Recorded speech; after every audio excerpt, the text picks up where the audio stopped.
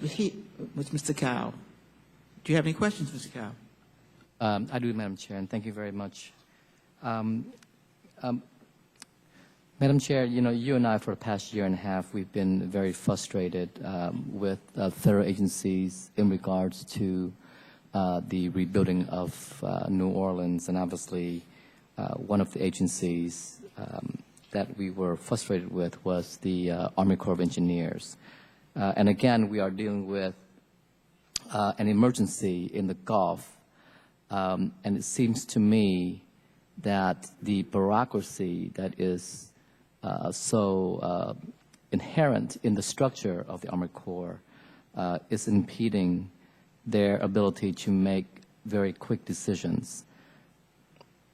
On May 11th of this year, the governor of Louisiana requested an emergency authorization to construct a sand barrier along our Barrier Islands to provide a critical structure that will block the flow of oil into our sensitive waters and estuaries. And it's been over 2 weeks, and the Army Corps of Engineers has not provided a decision with respect to the permit.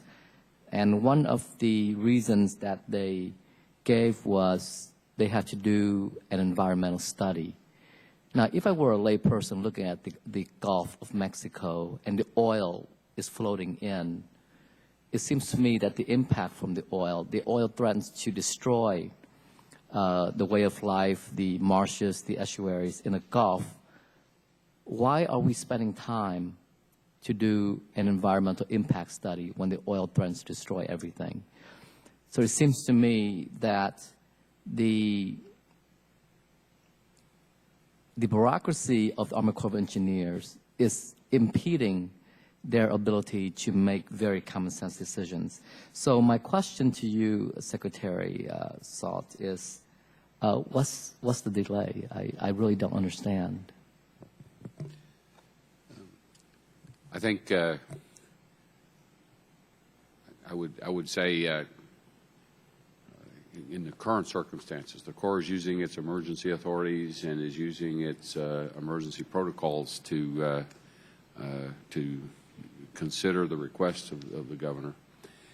I think you're correct that the governor first put his proposal on the 11th of May, just last Friday, though.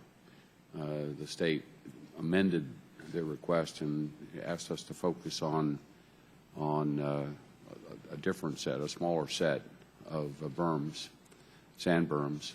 I think the Corps is proceeding with its analysis on that and expects a decision. But it seems to me that the longer we delay, even a day, 2 days, 3 days, can lead to very devastating effects to the Gulf Coast region, especially to the marshes and to the estuaries.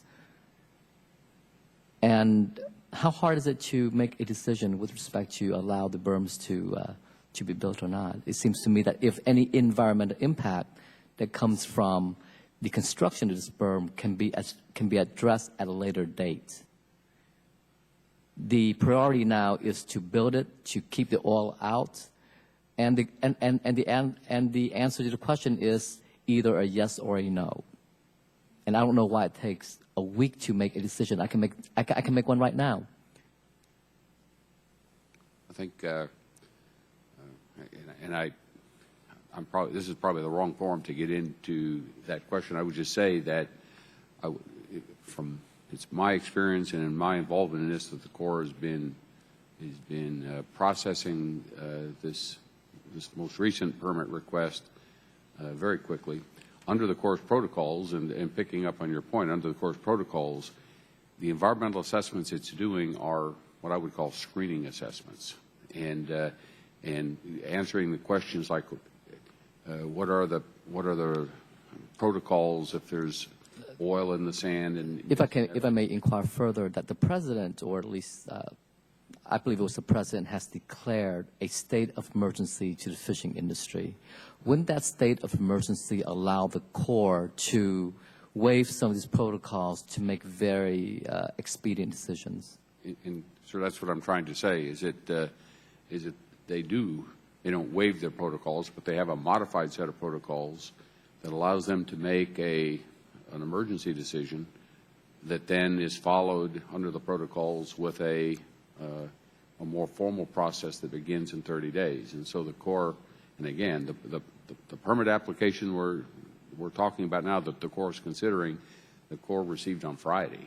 And so it is now in the final stages of its decision process on that, and I expect a decision very shortly. But Madam Chair, again, it just deals with this very frustrating bureaucracy that we have to deal with through the Army Corps of Engineers. And I believe that we have to find ways in order to streamline their decision-making to allow them to provide us with very quick decisions in case of emergencies in the future. And this is a question to the panel. Are there any resources unallocated from the Recovery Act that we can somehow redirect them to help the Gulf regions to address the oil spill? As far as EPA's resources are concerned, 100% of our resources have already been obligated. We actually don't have any additional resources. Mr. Salt. I would say right now I'm not aware of any requirements that are unfunded. I think we are proceeding with general revenues to do the work that's done. You mentioned the permitting issue. That's right now our primary involvement is to expedite the permitting along the lines of your questions earlier. Ms. Walsh. We have allocated all of our funds, sir. And basically that's the same answer from everyone? No. Okay, good. I have a slightly different answer. We are, as you know, Congressman, we've deployed staff from our regional offices out of Austin as well as Atlanta to provide technical assistance and begin coordinating with the coastal community leadership. We believe we have some minimal, modest amount of funds that may be available to help out of the existing fiscal year, but we're talking a few $100,000, not millions, so it's a modest amount. But as you know, the President's proposed a $5 million supplemental appropriation for EDA to become much more engaged in the recovery efforts, and we hope that the Congress will act on that request. Thank you very much. I yield back. Gentlemen,